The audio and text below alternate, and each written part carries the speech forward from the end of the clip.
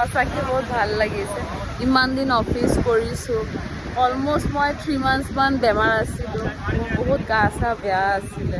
তাৰপিছত মই এতিয়া কলকাতা আহিছোঁ এণ্ড ৰিয়েলি এইটো মানে ফটো ভিডিঅ' কৰি আপুনি বুজাব নোৱাৰে ফিলিংটো যিটো হয়। ইটছ ৰিয়েলি অচম।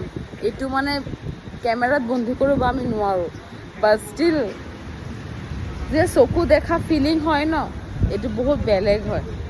চাওক এবাৰ, ইমান মানে অলপমান মই দেখাব বিচাৰিছোঁ, চাওক অলপমান ভাল লাগিব আপোনালোকৰ।